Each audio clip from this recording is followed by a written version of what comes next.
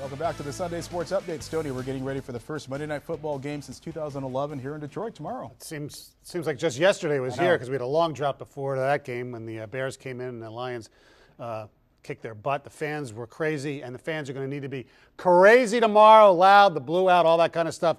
Good things. National television, go out and win the game.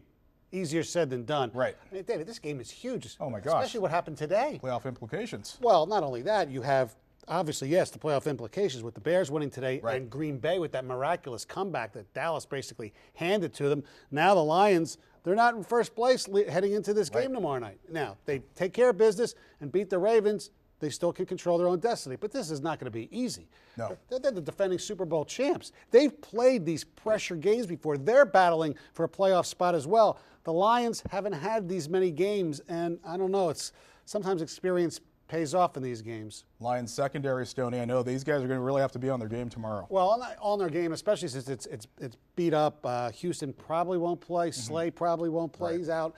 And look, the thing with Baltimore, if they don't get to Joe Flacco, you know, with Torrey Smith and Jacoby Jones among others, Flacco can have a field day. Because let's face it, the worst thing about the Detroit Lions is their secondary, even when they're healthy. Right.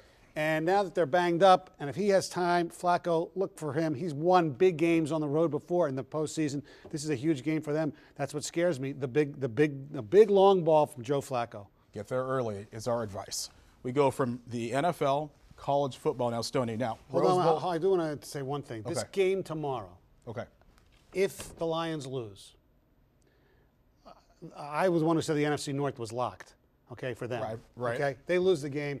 I don't see them winning the division. And if they lose the game, you could see wholesale changes within that coaching staff. You think so? If they don't make the playoffs, oh, yeah.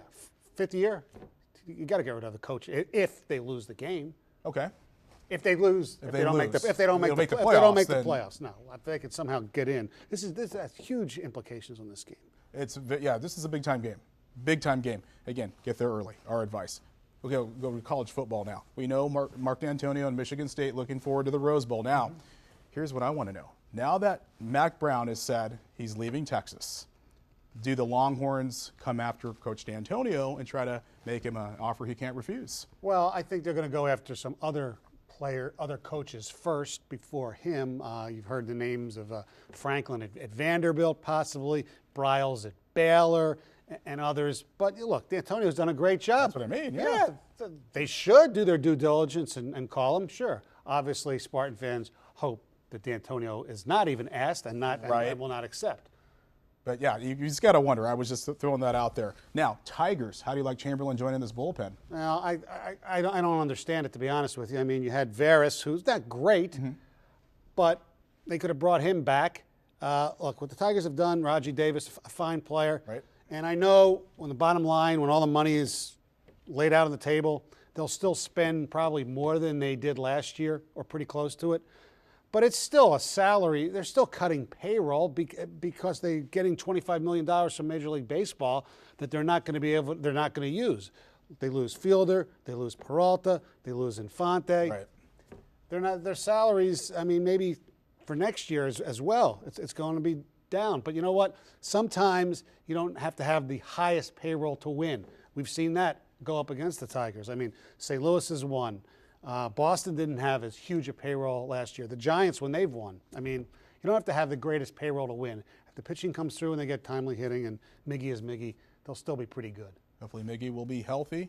Looks like he's on his way to spring training. He should be okay. Now, Stone head of the week. Stone of the week, sticking up with baseball. Okay. Major League Baseball. I'm sorry, there are people who vehemently will disagree with my position, but the fact that Major League Baseball is going to try to eliminate the play at the plate by not allowing catchers to block the plate and such. I'm sorry, David, to me, the play at the plate is the most exciting play, not only in baseball. It's the most exciting play in sports, the anticipation, the collision when it occurs.